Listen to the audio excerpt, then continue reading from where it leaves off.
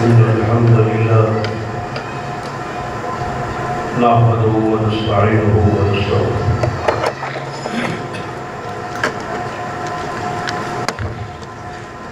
ونعوذ بالله من شرور أنفسنا ومن سيئات أعمالنا من يهد الله فلا مضل له ومن يضلل فلا هادي له أشهد أن لا إله إلا الله وحده لا شريك له وأشهد أن محمدا عبده ورسوله أما بعد فإن خير الحديث كتاب الله وخير الهدي هدي محمد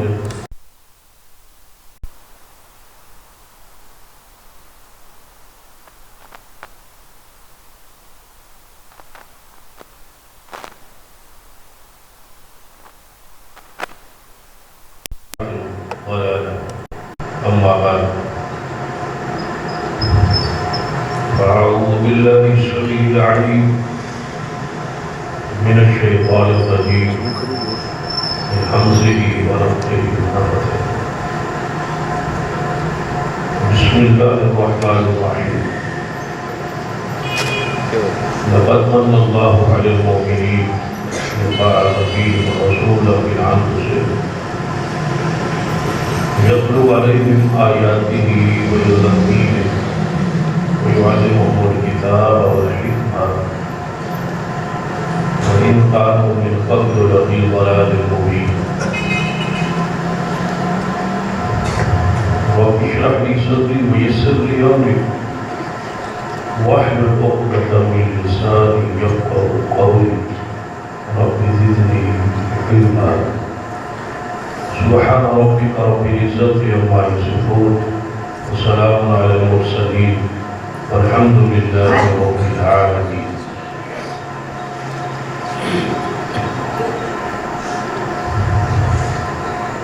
ذرا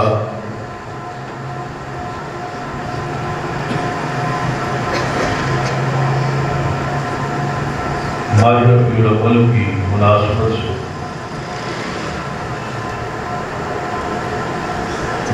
کا سلسلہ شروع ہے.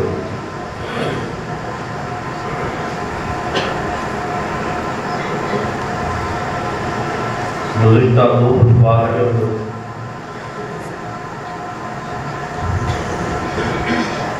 ہم اس مسئلے پر کتاب و سنت کی روشنی میں یاد کرنے کی کوشش جو کچھ نبی علیہ السلام کی محبت عقیدت اس مہینے میں کیا جاتا ہے جشن کے نام پر حقیقت میں ان ساری چیزوں کا کتاب و سنت کے ساتھ کوئی تعلق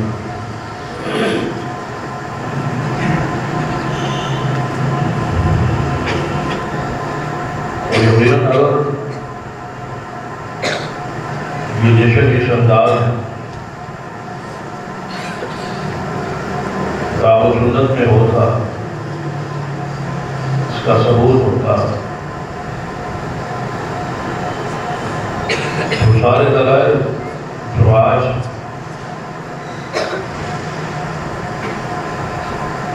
15ویں صدی میں ہمیں سمجھ آئے یا ہمارے صدی کے علماء کو سمجھ آئے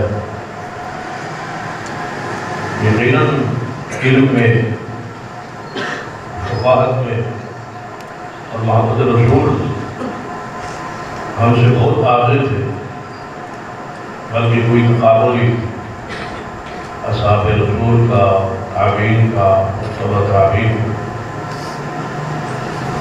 ضرور ان دلائل کی روشنی میں اپنے دور اور زمانے کے مطابق وہ بھی کچھ نہ کچھ خوشی کا اس طرح اظہار یا مناتے جس طرح آج منے جا رہے ہیں. بہت سارے دلائل عقلی اور نقلی ہم نے رب العالمین۔ اور کچھ الزامی جوابات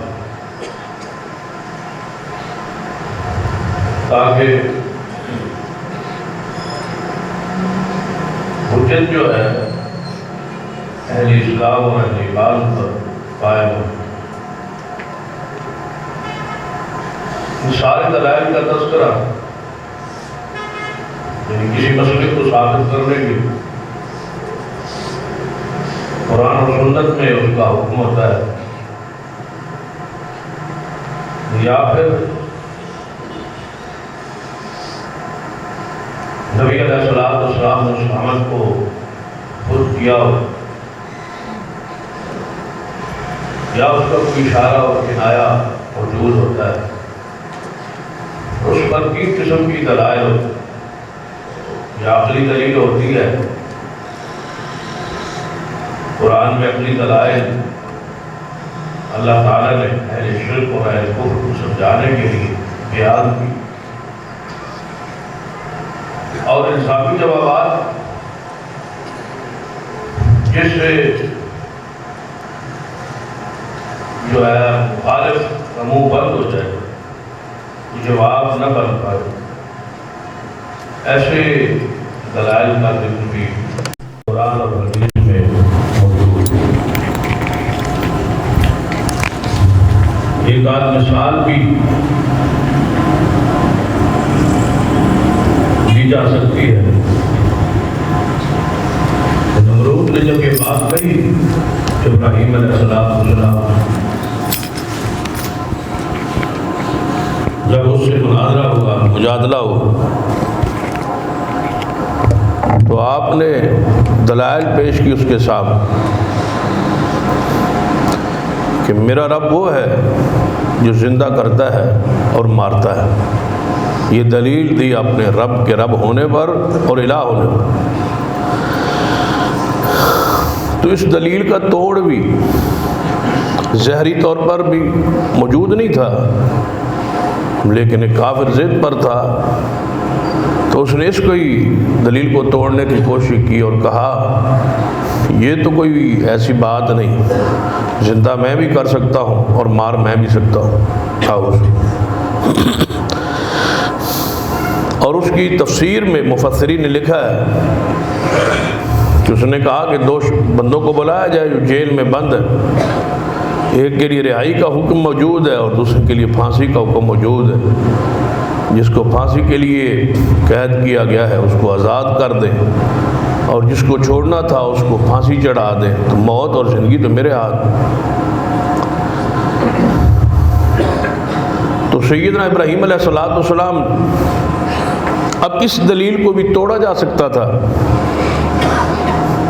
کہ زندہ اور مارنے سے مراد یہ نہیں ہے جو آپ کہہ رہے، تو آپ نے اس دلیل کے اس کے بعد جواب میں جو بات کہی ہے وہ اس سے سخت تر الزامی بات تھی جس کے اس کا منہ بند ہو۔ فرمایا اگر یہی معاملہ ہے جو تو نے کہا ہے تو پھر میرا رب وہ ہے جو سورج کو مشرق سے لاتا ہے اور مغرب کی طرف لے جاتا ہے۔ اگر تو بھی اسی پر قادر ہے جس طرح انا احیی و امید تو کہہ رہا ہے، تو ایک دن تو اس کو مغرب سے چڑھا کے دکھا دے۔ تو اس سے فبہت الذی کفر، اس کا منہ بند ہو۔ اس دلیل کو اب نہیں وہ توڑ سکا، کسی انداز میں بھی نہیں توڑ سکا۔ تو مخالف کا منہ بند کرنے کے لیے کچھ الزامی جوابات بھی ہوتے ہیں جس کا قرآن اور حدیث میں موجود ہے۔ اگر دوسری مثال لیں تو سورہ یاسین میں وضاحت ہے کہ ایک شخص نے قبرستان سے کہیں مردار کی مرنے والے شخص کی ہڈی کوئی موجود تھی، گلی سڑی پرانی ہڈی، تو اس کو اٹھا لیا اور نبی علیہ السلام کے پاس آیا اور کہنے لگا ہے محمد صلی اللہ علیہ وسلم آپ کہتے ہیں مرنے کے بعد اٹھنا ہے اور قیامت آنی ہے، حساب و کتاب ہونا ہے، تو یہ ایک مردے کی ہڈی ہے اور اس کو ملا رگڑا تو وہ سیاہ بن خاک کی صورت، تو بھلا اس کو جو ایک ہڈی ہے اور گل سڑ گئی ہے اور شاہ بن گئی ہے، اس کو کون زندہ کرے گا؟ تو یہ ایک بہت بڑا عقلی اس کا اعتراض تھا اور سوال تھا۔ تو جواب رب کی طرف سے آیا کہ محبوب اس کو فرما دیجئے کہ جب یہ ہڈی بھی نہیں تھی تو اس کو بنایا کس نے تھا؟ جب وہ بغیر ہڈی کے، بغیر وجود کے، آج تو شاہ اس کی موجود ہے، ہڈی اس کی موجود ہے، قبر میں کچھ نہ کچھ اس کے ذرات اثرات موجود ہے، جب کچھ بھی نہیں تھا تو بنانے پر قادر ہے، تو اس ہڈی کو دوبارہ اس پہ ماس چڑھانے پر بھی وہ قادر، کوئی مشکل نہیں۔ تو وہ لاجواب ہو گئے۔ تو ایسے الزامی جوابات کا تصور کتاب و سنت میں موجود ہے۔ تو ہم نے اس جشن کے حوالے سے نقلی دلائل بھی دیے کہ کتاب و سنت سے ایسا مسئلہ ثابت نہیں ہے، اور سنت ترکیہ یہی ہے کہ حضور نے یہ کام نہیں کیا اور صحابہ کرام نے یہ کام امور سال انجام نہیں دی۔ اس کے بعد عقلی کچھ دلائل بھی عرض کی اور الزامی جوابات بھی دی کہ نبی علیہ الصلوۃ والسلام 12 ربیع الاول کو آپ کی وفات، تو وفات کا دن ایک غم کا دن ہے، ایک درد اور دکھ کا دن ہے۔ تو جواب اس کا ہو سکتا ہے کہ آپ، اور دیا بھی گیا ہے کہ اگر حضور کی وفات کا دن 12 ربیع الاول ہے تو آخر تمہارے نزدیک کوئی ولادت کا دن بھی تو ہوگا۔ لازم بات ہے، ہمارے مورخین نے نبی رحمت صلی اللہ علیہ وسلم کی ولادت کا دن جو بیان کیا ہے، زیادہ تر روایات وہ 9 ربیع الاول۔ تو کہا یہ جاتا ہے کہ اگر 9 ربیع الاول کو آپ کی ولادت کا دن آپ کے نزدیک مسلم ہے تو پھر آپ 12 کو نہ کریں وفات کی وجہ سے، تو یہ سارا کچھ 9 کو کر، 9 کو آپ کا ہو جائے اور 12 کو ہمارا ہو جائے۔ ہمارے نزدیک ولادت کا دن وہ ہے اور آپ کے نزدیک 9 ہے، تو 9 کو کر۔ جب آپ 9 کو بھی نہیں کرتے، بات تو ظاہری طور پر سوچیں تو عقلی طور پر اعتراض تو ایک بنتا ہے کہ جب آپ یہ کہہ رہے ہیں کہ وفات کا دن بھائی 12 ہے اور 12 کو ہم یہ خوشی نہیں کر سکتے، تو ولادت کا دن آپ کے نزدیک چونکہ 9 ہے تو 9 کو کر، ایک اعتراض ہے۔ اور ظاہری طور پر عقلی یہ اعتراض قابل غور لگتا ہے، لیکن اس پہ ہماری وہی گزارشات کتاب و سنت کی روشنی میں موجود۔ یہ تو الزامی اعتراض تھا، الزامی جواب تھا کہ وفات کا دن ہے اور وفات کے دن لازمی امر ہے کہ ایسے کام نہیں کیے جاتے، اور آپ کی بیماری، آپ کی تکلیف، آپ کا دکھ کب سے شروع ہوا تھا؟ وہ تو 29 صفر سے، اور 9 ربیع الاول کی جو آپ کی آخری زندگی کے ایام ہیں ان میں 9 ربیع الاول انتہائی دکھ، اور جس دن آپ نے اپنے مصلح کو چھوڑ دیا تھا اور صدیق کو مصلح پہ آنے کا حکم دے دیا تھا، تو اس لحاظ سے بھی یہ ایک دکھ اور غم کا دن ہے۔ اور دوسری بات جو اصل بات ہے کہ 9 ربیع الاول ولادت باسعادت ہو یا 1 ربیع الاول کو ہو یا کسی بھی تاریخ ہو، تو اس تاریخ کو خوشی منانا جو ہے اور جشن جو منانا ہے، یہ سرے سے کتاب و سنت سے ثابت ہی نہیں۔ جب ثابت ہی نہیں ہے تو پھر اس پر عقلی جوابات یا اعتراضات کر کے اس کا رخ جو ہے کیسے موڑا جا سکتا ہے؟ تو اس پر ذرا آپ غور فرمائیں کہ ہمارے نزدیک سرے سے کتاب و سنت سے یہ بات ثابت ہی نہیں۔ جب ثابت ہی نہیں تو بات ہی ختم۔ جو پیدا نہیں ہوا اس کی وفات کیسے ہوگی؟ یعنی جو سرے سے عمل ہے ہی نہیں، وجود ہی نہیں ہے، جو اس پر دلائل بیان کیے جاتے۔ ذرا آپ دیکھیں کہ ایک شخص نبی علیہ الصلوۃ والسلام کی ولادت کی خوشی میں ایک دن کو مناتا ہے، تو آپ ذرا سوچیں کہ نبی علیہ الصلوۃ والسلام کی سیرت کو ایک دن کے لیے خاص اور بند کیوں کیا جا رہا ہے؟ مثلا ایک بچہ گھر میں پیدا ہوتا، اس کی ولادت، اس کی خوشی میں عقیقہ تو ہوتا ہے، یا برادری اکٹھی ہوتی ہے، یہ بھی بات سمجھنے والی۔ تو کیا اس کی ولادت ایک دن کے ساتھ خاص ہے اور اس کی خوشی بھی ایک دن کے ساتھ خاص ہے؟ لیکن نبی علیہ الصلوۃ والسلام کی خوشی ایک لمحہ اور ایک دن کے ساتھ خاص نہیں ہے۔ کوئی لمحہ ایسا نہیں جس وقت مومن کو خوشی نہ ہو، کیونکہ محمد مصطفیٰ صلی اللہ علیہ وسلم آپ کی سیرت کا کون سا پہلو ہے جو ہمارے لیے نمونہ نہ ہو؟ جب ہم نے ہر قدم ولادت سے ہوش سے لے کر وفات تک ایک ایک قدم حضور کی سنت کے مطابق اٹھانا ہے، تو کوئی لمحہ ایسا نہیں جو حضور کی خوشی اور سیرت سے خالی ہے۔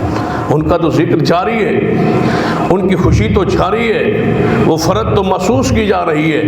جب کھاتے ہیں تو سنت کے مطابق، پہنتے ہیں تو سنت کے مطابق، بولتے ہیں تو سنت کے مطابق، چلتے ہیں تو سنت کے مطابق، لین دین معاملات کرتے ہیں تو حضور کی سنت کے مطابق۔ ہمارا سب کچھ جب سنت کے تابع ہے تو پھر مان لیجئے کہ ہمارے ذکر میں، ہماری کردار میں، ہماری زندگی میں کوئی لمحہ ایسا نہیں جس لمحے حضور کا ذکر نہ جاری ہو۔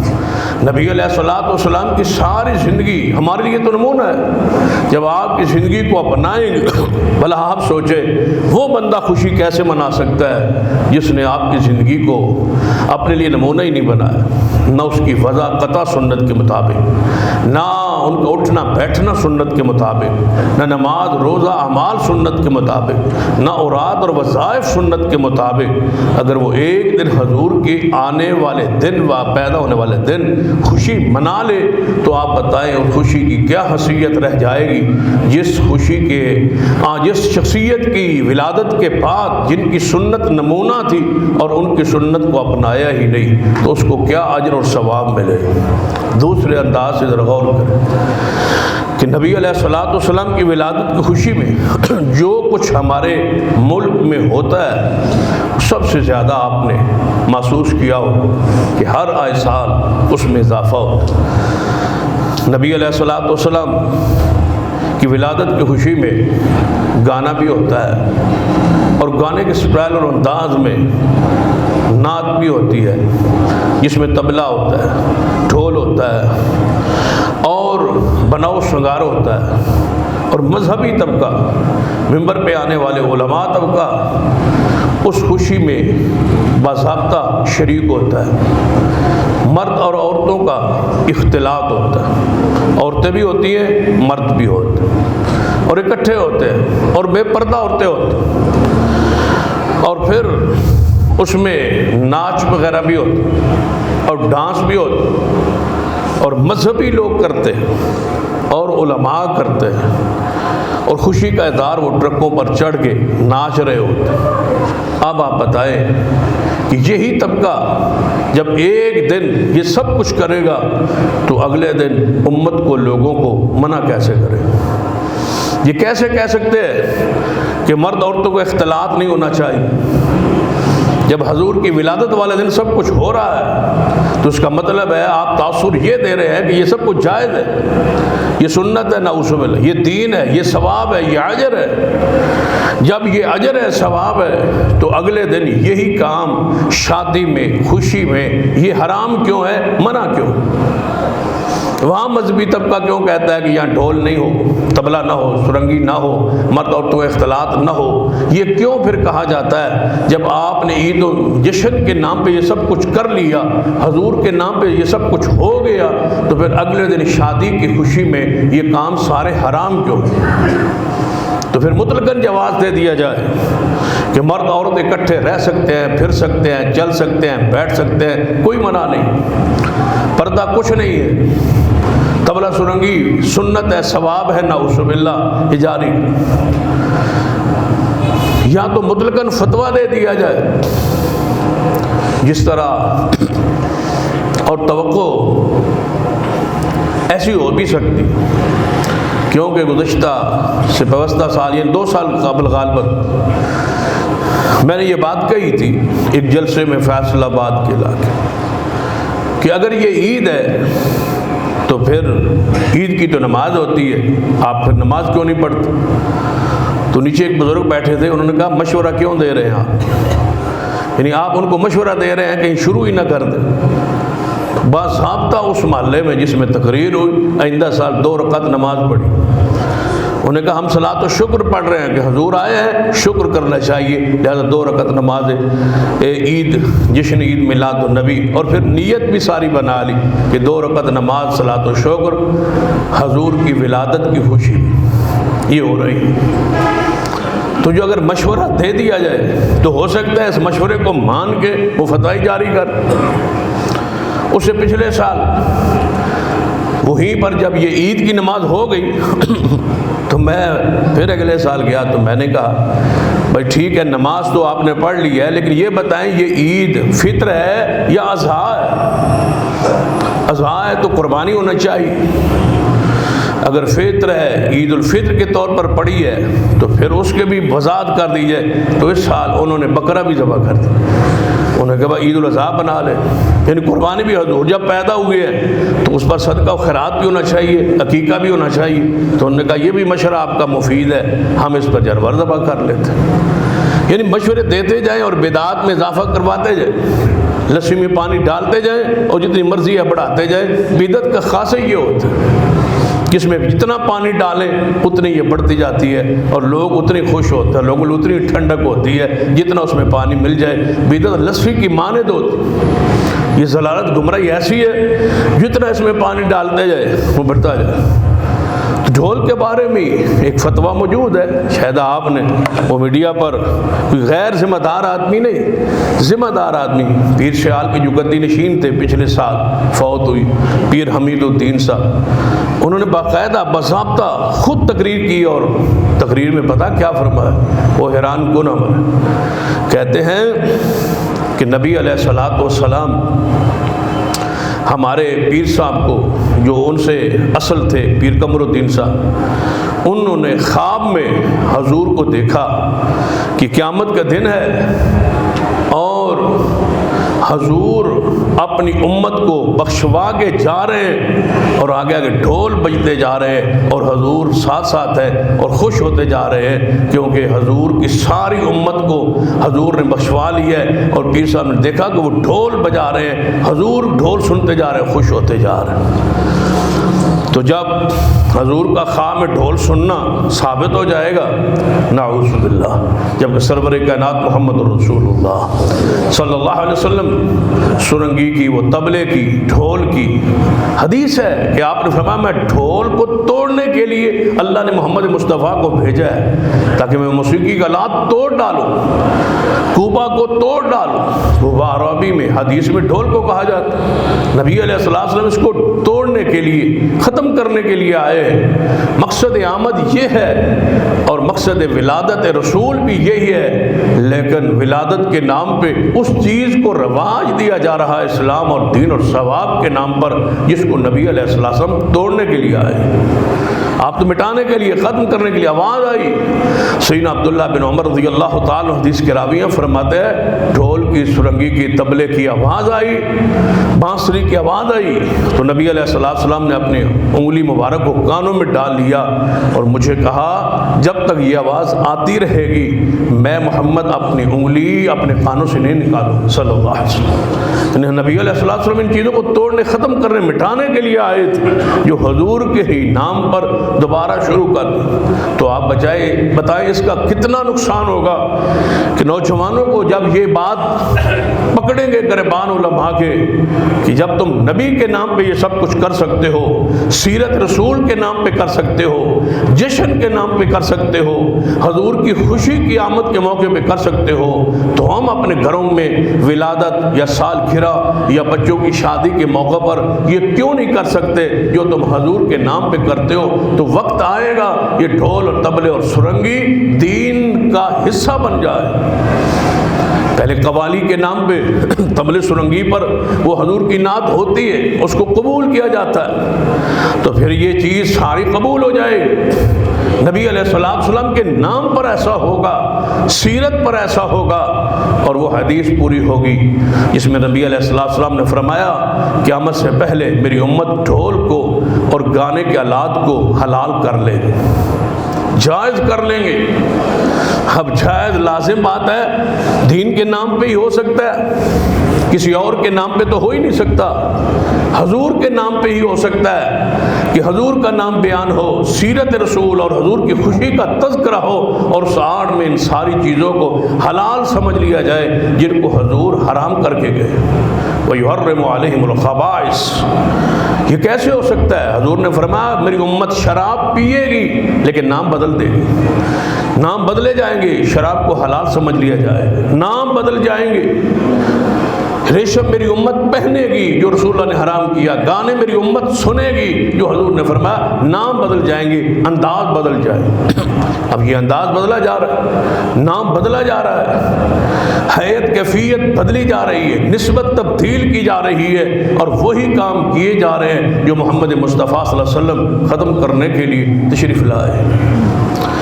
کہا گیا کہ یہ کہتے ہیں کہ نبی علیہ السلام باقاعدہ باضابطہ اس پر تقریر ہوئی کہ یہ کہتے ہیں کہ آپ چراغاں کیوں کرتے؟ حضور نے تو نہیں کیا۔ آپ جھڑیاں کیوں لگاتے ہیں؟ حضور نے تو نہیں لگائی۔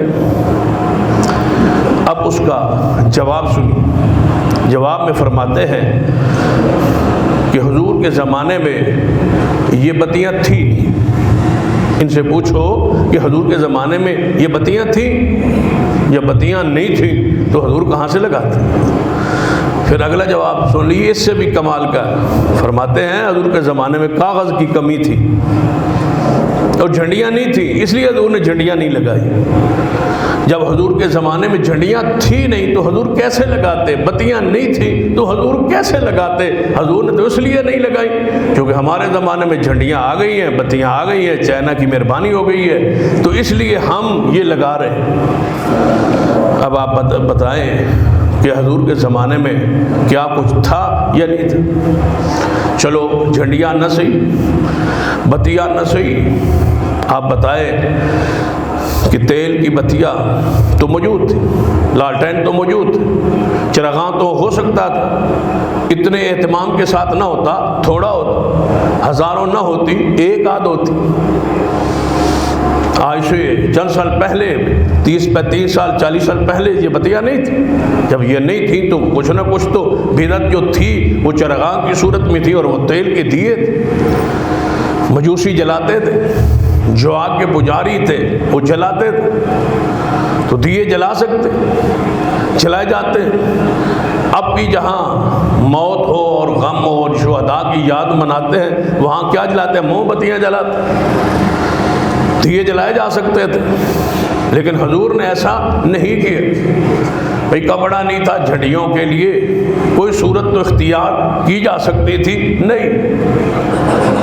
اب کوئی بندہ کہہ سکتا ہے حضور کے زمانے میں چونکہ یہ رکشے اور ٹرالیاں نہیں تھی تو حضور کیسے نکالتے؟ بھائی حضور کے زمانے گھوڑے تو تھے، اور گھوڑوں کا جلوس ہو اور 1000 گھوڑا جا رہا عثمان کا، بتاؤ کتنا وہ مزین اور کتنا پر رونق وہ جلوس ہوگا جس میں عثمان خود ہوں اور عثمان کے گھوڑے ہوں۔ یعنی اگر یہ سواریاں نہیں تھی تو خچر تو تھے، اونٹ تو تھے۔ آج کل تو جلوس میں ایک آدھ اونٹ بطور تبرک لایا جاتا ہے نا، بھائی حضور کے زمانے میں چونکہ اونٹ ہوتے تھے چلو ایک آدھ اونٹ لے جائے، تو حضور کے صحابہ کے پاس تو ہزاروں کی تعداد میں اونٹ تھے، ان پاس گھوڑوں کی تعداد سینکڑوں ہزاروں میں تھی، دیگر سواریاں گدھے موجود تھے، وہ سواریاں آج بھی موجود ہے، حضور کے زمانے میں تھی۔ ایک دن کے لیے مانگا جا سکتا تھا۔ کتنے گاؤں اور بستی ہیں جہاں محرم کے جلوس میں گھوڑا نہیں ہوتا، کسی زمیندار سے ایک آدھ دن ذوالجناح کے لیے مانگ لیا جاتا، وہ مانگ لیتے ہیں پڑوسیوں سے، بھائی ایک دن ہم نے اس کو گھوڑا جناب نکالنا ہے، آپ دے دیں۔ ہر جگہ پہ پالا نہیں ہوتا، ہر جگہ پہ موجود نہیں ہوتا، کسی کی گھوڑی کو کسی کے گھوڑے کو عارضی طور پر ایک دن ادھار مستعار لے لیا جاتا۔ تو حضور علیہ السلام کی خوشی میں یہ ساری چیزیں دستیاب حضور کے زمانے میں ہو سکتی تھی۔ آپ بتائیں اگر حضور فرماتے عثمان کو کہ میری خوشی کے لیے اور جلوس کے لیے آپ اتنے گھوڑے مہیا کرنے، شام کو واپس بھی ہو جانے، وہ عثمان جو 700 اونٹ لدے لدائے سامان کے دے سکتے تھے، کیا وہ گھوڑے یا اونٹ جناب صرف جشن کے لیے نہیں دے سکتے تھے؟ لیکن حضور نے ایسا نہیں کیا، ایسا سوچا ہی نہیں، صحابہ کرام کے دل خیال میں یہ تصور آیا ہی نہیں، چونکہ حضور کے شان میں، سیرت میں، کردار میں یہ بات ہے ہی نہیں۔ یا نبی علیہ السلام اپنے سے پہلے انبیاء جو گزر چکے تھے ان کے ایام ولادت منواتے، صحابہ کرام کو یہ عادت ڈالتے، سنت بناتے، لیکن ایسا ہوا ہی نہیں۔ آج کل تو مسلمان جو ہے وہ اس عید کی خوشی یا نہ خوشی تو کیا، اب مبارکبادیں شروع، ایک دوسرے کو مبارکباد دیتے ہیں بھائی یہ عید، اور جب 25 دسمبر آتا ہے سارے مسلمان مل کے عیسائیوں کو مبارکباد دیتے ہیں کہ آپ کے نزدیک عیسی ابن مریم کی ولادت آ جائے تمہیں مبارک۔ اور محدثین نے لکھا ہے جو عیسائیوں کو مبارک دے وہ انہی جیسا ہے، کیونکہ اس نے وہ کام کیا شرک اکبر، جو عیسائیوں کے نزدیک عیسیٰ پیدا ہوا 25 دسمبر کو کس کی حیثیت سے؟ اللہ کا بیٹے کی حیثیت سے، اور تم نے مبارک دے کے اپنے کفر کا اعلان کیے کہ آپ مسیح برادری ہمارے بھائی ہیں، آپ بھی ہمارے چچیرے اور ہمارے بھائی ہیں اور آپ ہمارے رشتہ دار ہیں، اس لیے آپ کو مبارک دے رہے ہیں کہ آپ کا عیسیٰ علیہ السلام اللہ کے بیٹے کی حیثیت سے پیدا ہوئے، لم یلد ولم یولد کا انکار کیا ہے۔ یہ کوئی معمولی جرائم نہیں، اس پر محدثین کے اقوال فتاوے اور موجود ہیں، اور جو کچھ کہا جاتا ہے نبی علیہ السلام دلائل تو پھر تلاش کر لیے جاتے، پہلے عمل پھر دلائل، یہی فرق ہے ہمارا اور دیگر مسالک کا۔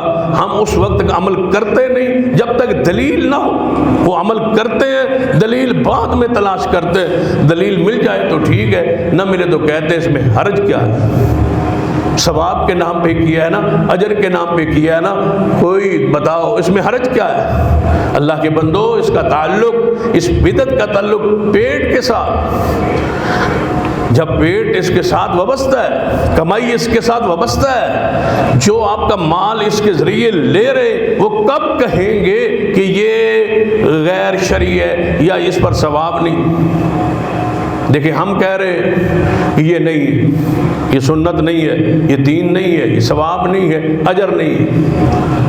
دوسرا طبقہ علماء کا ہی ہے، وہ بھی ممبر پہ کھڑے ہیں اور وہ کہتے ہیں کہ یہ جائز ہے، ثواب ہے، اجر ہے، اس جیسا کوئی عمل ہے ہی نہیں، جو کرتا ہے وہ مسلمان ہے، جو نہیں کرتا وہ ابلیس۔ یہ فتویٰ بے نماز ہونے پر نہیں ہے، یہ فتویٰ حج چھوڑنے پر نہیں ہے، یہ فتویٰ زکوٰۃ نہ دینے والے پر وعید نہیں ہے، یہ فتویٰ روزہ چھوڑنے والے پر نہیں ہے، یہ فتویٰ جشن میلاد نہ منانے والے کو ابلیس کہا جاتا ہے۔ اتنا بڑا فتویٰ تو فرض کے ترک پر نہیں، جتنا بڑا فتویٰ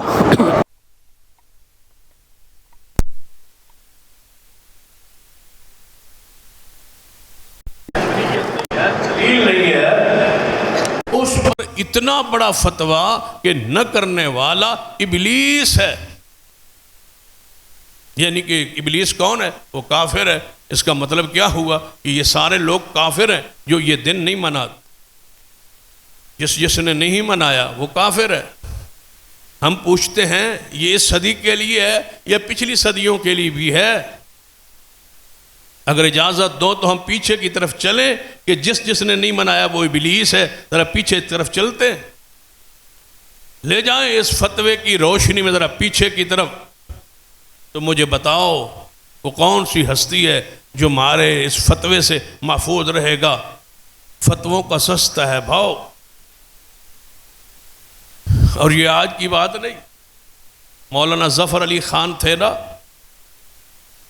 جو مولانا عامر رضا خان کے ہم اثر تھے، ہم زمانہ تھے. تو اس طرح مولانا عامر رضا خان نے فتوے جاری کیے تھے. تو مولانا ظفر علی خان کو کہا گیا کہ عامر رضا خان نے آپ کے بارے میں یہ کہا ہے، یہ کہا ہے. مولانا ظفر علی خان کا مسلک اور تھا، منہج اور تھا، مولانا عامر رضا خان کا اور تھا. تو انہیں کہا گیا کہ آپ کے خلاف یہ فتویٰ آیا ہے. تو مولانا ظفر علی خان نے فتوے کا پتہ جواب میں کیا کہا تھا؟ بریلی کے فتووں کا سستا ہے بھاؤ. اور کوئی جواب نہیں دیا، بس یہی کہا تھا کہ بریلی کے فتووں کا سستا ہے بھاؤ، اب ملتے ہیں کوڑی کے تین تین، خدا نے یہ کہہ کر دی ہے ان کو ڈھیل، وَأُمْلِي لَهُمْ إِنَّ كَيْدِي مَتِينٌ. فرمایا تھا رب نے ان کو ڈھیل دی ہوئی ہے، کوڑی کے تین تین فتوے ملتے ہیں، اس کے فتوے کا سستا بھاؤ ہے. پتہ ہے کہ اس فتوے کے اندر کون کون آئے؟ حتیٰ کہ آپ یہ بات بھی سنی ہوگی کہ صوبہ سرحد خیبر پختونخوا کے ضلع ہری پور کی تحصیل حویلیہ، بہت عرصہ پہلے کہیں کی بات، وہاں طے ہوا کہ نہ محرم کا جلوس ہوگا، نہ کوئی ربیع الاول کا جلوس ہوگا. جلوس ہوگا ہی. وہ 40-50 سالوں سے اسی معاہدے پر چلے آئے. اس سال ان 2-4 دن پہلے وہاں پر جلوس نکالنے کی اور اس معاہدے کی جو ہے خلاف ورزی کرنے کی نئی صورت میں، نئے انداز میں کوشش کی گئی کہ اب ہم مضبوط ہے، ہمارے پیچھے ایک تنظیم تحریک لبیک ہے، ہم نکالیں گے اس کو. خیر حکومت نے معاہدہ تھا، نہیں نکالنی. اب اتوار کو انہوں نے جو اعلان کیا ہے کہ ہم نکالیں گے، کسی کا باپ بھی نہیں روک سکتا، جو ابلیس ہے وہ آ جائے، ہم نکالیں گے. اب 16 کو وہ چاہتے ہیں نکال. یعنی یہ اتنا فرض ہے، اتنا ضروری ہے کہ نماز، روزے، حج، زکوٰۃ سے بھی معاملہ اوپر چلا گیا، اور ایسا ایسا رنگ بدلتا جا رہا ہے. بدلتا کیا جا رہا ہے؟ پہلے تو یہ ہوتا تھا خوشی میں یہ نکلتے تھے، آ جاتے تھے. اب اس کو باقاعدہ نام دیا جا رہا ہے کہ جلوس برآمد ہوگا اتنے بجے اور اتنے بجے. یہ وہ محرم کا انداز ہے. ہر اس جگہ پر کو حساس بنایا جا رہا ہے جس جگہ سے مدارس اہل حدیث یا دیوبند مسلک کے مدارس یا مساجد موجود ہیں، ہر اس جگہ کو حساس بنانے کی کوشش ہو رہی ہے تاکہ یہ حساس ہو اور پورا ملک بند ہو اور ہم اسی طرح عیاشی کریں جس طرح رافضی کر، جنہوں نے اپنا سارا مذہب ماتم پر رکھا ہے. انہوں نے اپنے سارے مذہب کو حضور کی ولادت میلاد کے جشن کے ساتھ مختص کر دیا. بس یہی ہمارا جینا، یہی ہمارا اوڑھنا، یہی ہمارا بچھونا، یہی ہماری زندگی، یہی ہماری موت.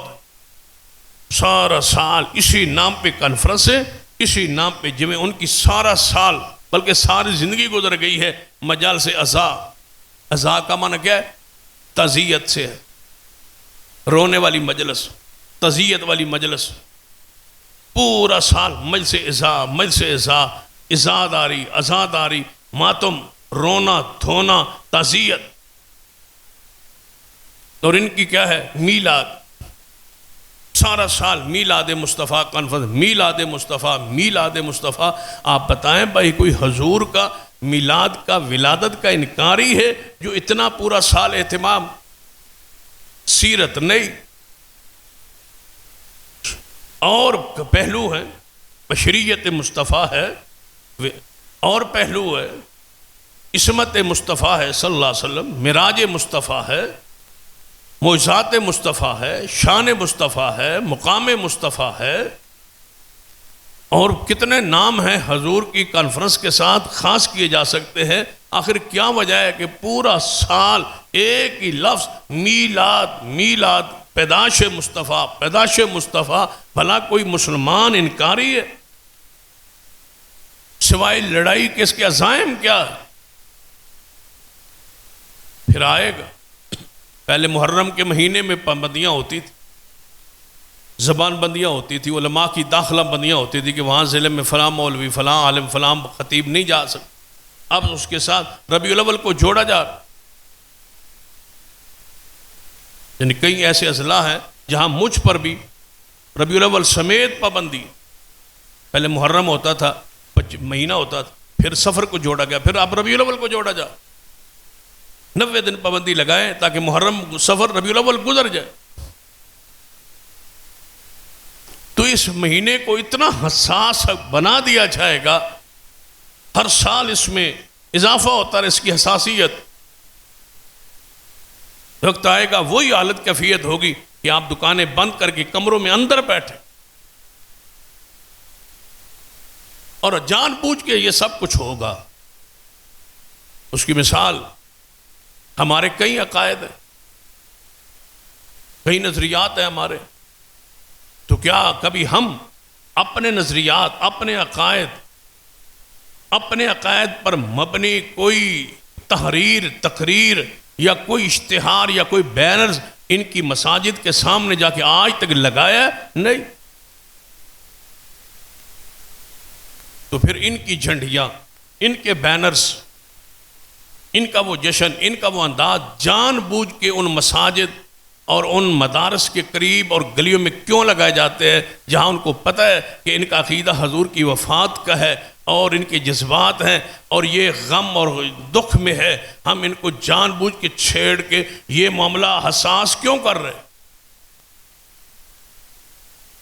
ادھر سے بیان ہوگا، پھر ادھر سے بیان ہوگا. پھر ایسے ہو سکتا ہے کہ حضور کی جشن کا وہ منائے اور ہم اپنی مسجدوں کے باہر حضور کی وفات کی کانفرنس رکھ دیں. ہم اپنے بندوں کو بلا لے، باؤ حضور کی وفات کا وقت ہے، حضور کی وفات کا دن ہے، ہم حضور کی وفات کا ذکر کریں. یہ بھی باہر نکل آئیں گے، وہ بھی نکل آئیں گے، وہ جشن کے نام پر اور یہ تعزیت کے نام پر، رونے کے نام پر. تو پھر کیا ملک محفوظ رہ جائے گا؟ امن قائم ہو جائے. تو کیا اگر اس مشترکہ مسئلے اور عقیدے میں دیوبند اہل حدیث اکٹھے ہو جائیں تو کیا سمجھتے ہو کہ یہ قوت میں زیادہ ہوں؟ ایسا بھی نہیں. لیکن یہ حساس آہستہ آہستہ پوری پلاننگ کے ساتھ اس کو حساس بنایا جا رہا ہے. اگر آج حکومت نے، اداروں نے ہوش کے ناخن نہ لیے تو یہ وقت انتہائی، ملک کے لیے یہ دن انتہائی حساس ہو. اس لیے ضروری ہے کہ آج وقت ہے ضابطے اور قوانین کے تحت پابند کیا. ہم تو آج بھی کہتے ہیں ہر قسم کے مذہبی جلوسوں کو عبادت گاہوں کے اندر بند کر دیا. وہ ماتم کریں اندر، یہ جشن منائیں اندر، پاس. کسی کی دیوار، کسی کے مسجد، کسی کے مدرسے، کسی گلی میں آگے جان بوجھ کے وہاں سے گزرنا تاکہ اشتعال ہو. ہمارا تو صبر، طلباء موجود ہے، علماء موجود ہے، لیکن اس کے باوجود ہم کچھ نہیں کرتے ملک کے لیے، امن کے لیے. وہ ملک میں امن ہو، سکون ہو، لیکن آخر کب تک؟ ہر صبر کی انتہا ہوتی. آخر کہیں کوئی غیر بندہ آ کے کوئی ایسی سازش کر دے جس سے پورے شہر کو، پوری ملت کو، پورے ملک کو نقصان. تو دیکھتے دیکھتے آخر مجبوری کون سی ہے بازار میں آنے کی؟ حضور کی خوشی کیا عبادت گاہ کے اندر نہیں ہو سکتی؟ اس کا تعلق تو دل کی کیفیت کے ساتھ. بازار میں سوائے اشتعال کے، لڑائی کے، جھگڑے کے اور ارادہ نیت کیا ہے؟ اس کے علاوہ اور پروگرام کیا ہو سکتا ہے؟ خوشی تو ہمیں بھی ہے حضور کی آنے کی، لیکن اس کا تعلق دل کی کیفیت کے ساتھ ہے، بھنگڑے کے ساتھ تو نہیں. کسی کی خوشی میں ایک آدھ برادری کا بندہ ناچتا ہے، باقی سارے خاموش دیکھتے ہیں، تو کیا ناچنے والے کو زیادہ خوشی؟ خوشی تو ماں کو بھی ہوتی ہے، باپ کو بھی ہوتی ہے، برادری کو بھی ہوتی ہے. ایک آدھ بندہ ناچتا ہے تو خوشی تو سب کو ہوتی. خوشی دل کی کیفیت کا نام ہے، ناچنے کا نام نہیں. یہ جن کا کام ہے ان کو سانجھے. کم از کم اللہ کی پناہ دین، اسلام، شریعت، حضور کے نام پر تو ایسے کام نہ کرو. دلائل پہ غور کرے تو عجیب دلائل. ابو لہب جو حضور کا چچا، سب سے بڑی وزنی دلیل کیا ہے کہ جب حضور پیدا ہوئے تو حضور کی ولادت کی جو ہے وہ خبر لے کے لوڈی جس کا نام سویبہ آتا ہے وہ گئی اور جا کے کہا کہ ابو لہب تیرا بھتیجا تیرے بھائی عبداللہ جو فوت ہو چکے ان کے گھر بیٹا پیدا ہوا ہے، تو اس نے کہا جا تو آزاد ہے، خوشی اس خوشی میں اس کو آزاد کر۔ اب اس دلیل پہ غور کریں، یہ ایک خواب ہے کہ حضرت عباس فرماتے ہیں مجھے خواب میں ابو لہب ملا۔ یہ کب بیان کر رہے ہیں؟ جب سیدنا عباس بھی ابھی مسلمان نہیں ہوئے تھے، ابھی کفر میں تھے، مسلمان نہیں ہوئے، اس وقت کا خواب ہے کہ میں نے خواب میں دیکھا، سنا، پوچھا سناؤ کیا ہوا؟ کہنے لگا بس عذاب میں ہوں، جہنم میں ہوں، لیکن سوار کے دن جو ہے نا مجھے یہاں سے کچھ پانی پلایا جاتا، انگلی سے پانی آتا ہے جس سے میں نے وہ آزاد کیا۔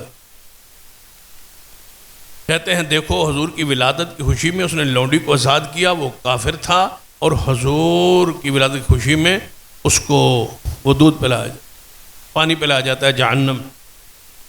اتنا اجر تو ہوگا کہ اگر جہنم ہی جاؤ گے تو پانی پیتے رہو گے۔ اللہ کرے ایسا ہی ہو، کیا خیال ہے؟ اللہ کرے ایسا ہی ہو، بس جہنم پہ اگر چلے گئے تو پانی پیتے رہو۔ قرآن کیا کہتا ہے؟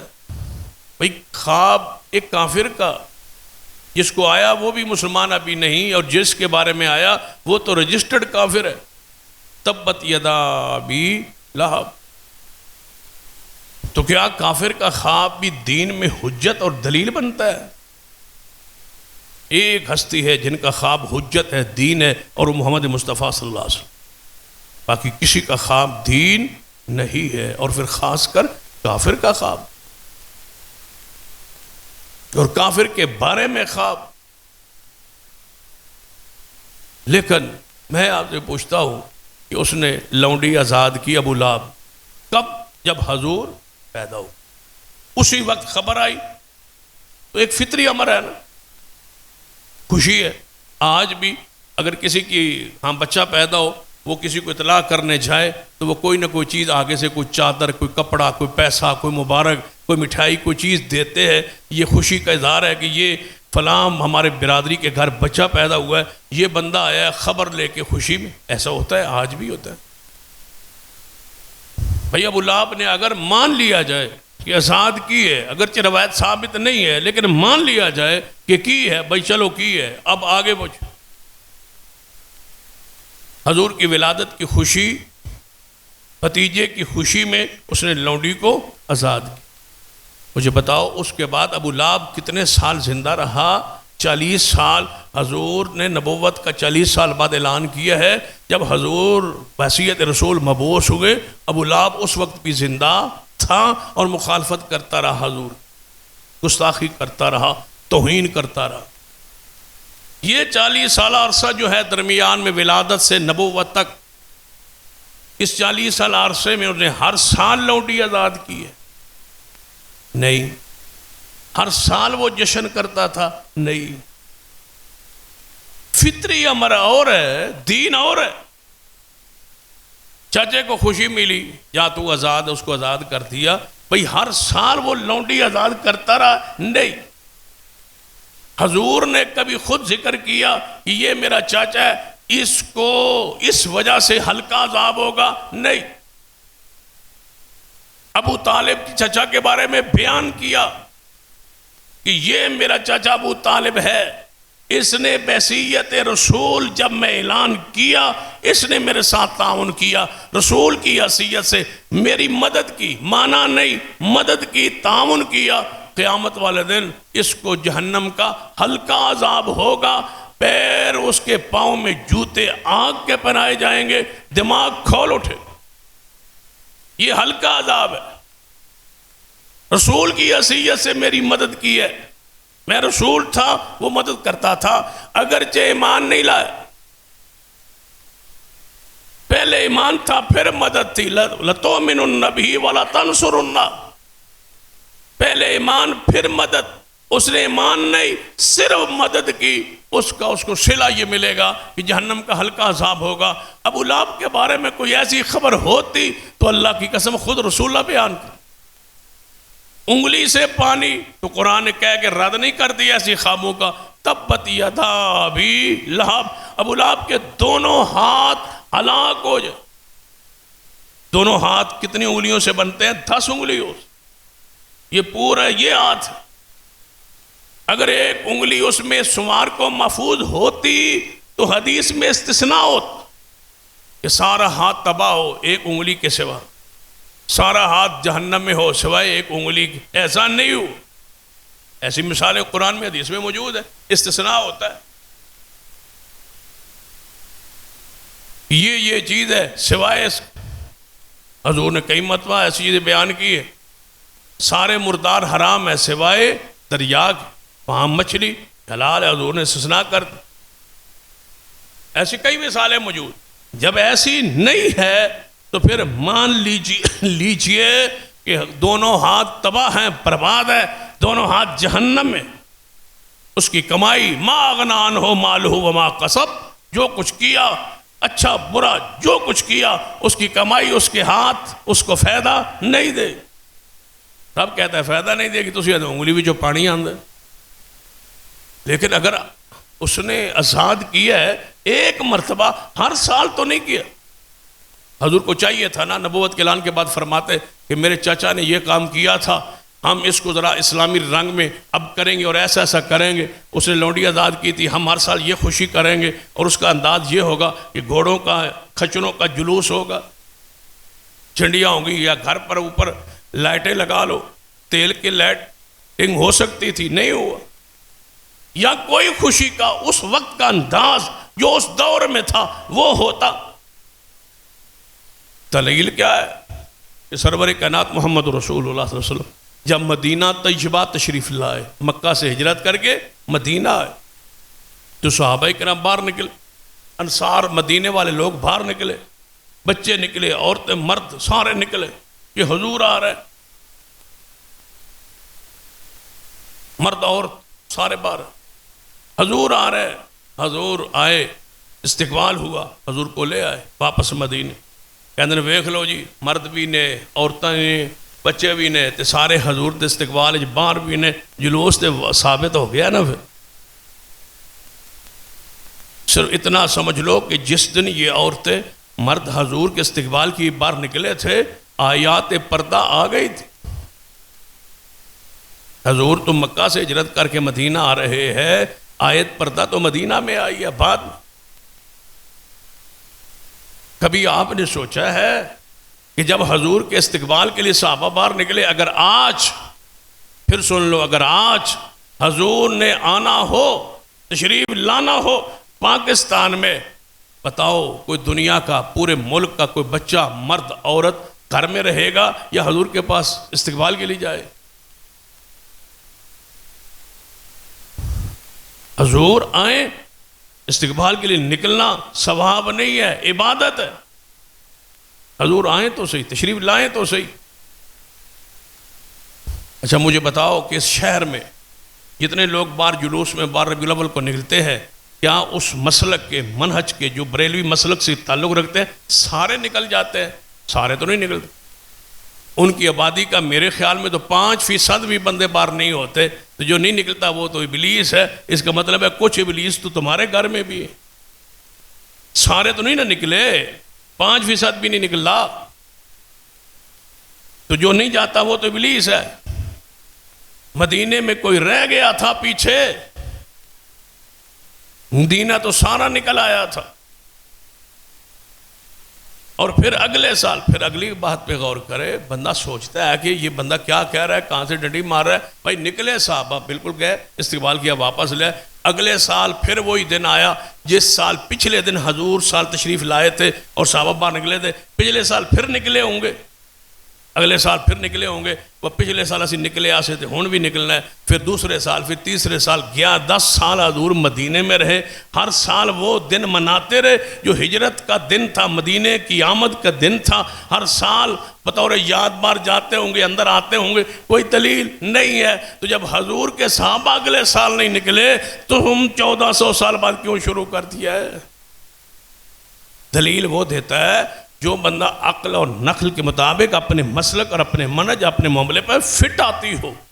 یاد رکھو یہ ایک پلاننگ کے تحت اشتعال انگیزی کا جلوس آہستہ آہستہ شروع کیا جا رہا ہے، اس کو حساس کیا جا رہا ہے، اور حکومت یہ کہتی ہے کہ ہم سانجے ہیں تو سانجے ہیں، تو پھر سانجے رہیں، ایک فرقے کے عقائد کو قبول کر کے اس کے ساتھ مل جانا اور اس کے مطابق ایام کو منانے کی کھلی اجازت دینا، پھر جب حساس ہو جائے تو پھر چیخنا اور چلانا اور روکنا، اور فوج اور جناب بندے اور پولیس ساری مہیا کرنا، امن امن امن کے راستوں کو تو خود کھود رہے ہو، کانٹے بچھا رہے ہو، کل یہ تمہیں چننا پڑے۔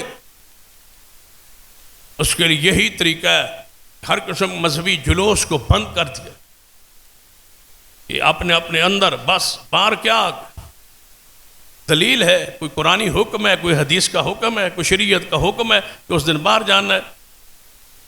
جی انہوں نے خوشی ہے تو خوشی ہے تو نچنا ضروری ہے، خوشی والے دن خوشی اندر نہیں ہو سکتی۔ خوشی کا معنی یہ ہے بازاروں میں چھلانگے لگاؤ، عورتوں کو باہر لے جاؤ، کوئی عورت دیکھی ہے جو جلوس میں ہو اور پردے میں ہو، کوئی ایک آدھ مثال دے دو۔ ساری فنکاریں اور گلوکاریں جو ہیں وہ گا رہی ہیں حضور کی ولادت کے نام پر، نعوذ باللہ، وہ اب نعتیں پڑھ کے وہی انداز گانوں کا بنا کے وہی سنگھار وہی بناؤ، وہی سارا کچھ جو مشابہت، جو دین کی مخالفت ہے۔ یہ حضور کی ولادت کا جشن ہے۔ محرم میں وہ روتے ہیں اور ربیع الاول میں ان کے ساتھ مل جائے، سارے اللہ کی پناہ مانگی۔ ہم اللہ کے فضل و کرم سے یہ دعوت، یہ پیغام کتاب و سنت کا آپ کے سامنے لے کے کھڑے ہیں کہ یہ ہے شریعت، یہ ہے سادگی، یہ ہے سنجیدگی، یہ ہے متانت، یہ ہے اسلام اور دین۔ اللہ ہمیں اس پہ عمل کی توفیق بخشے۔ اقول قولی ھذا واستغفر اللہ لی ولکم ولسائر المسلمین وآخر دعوانا الحمدللہ۔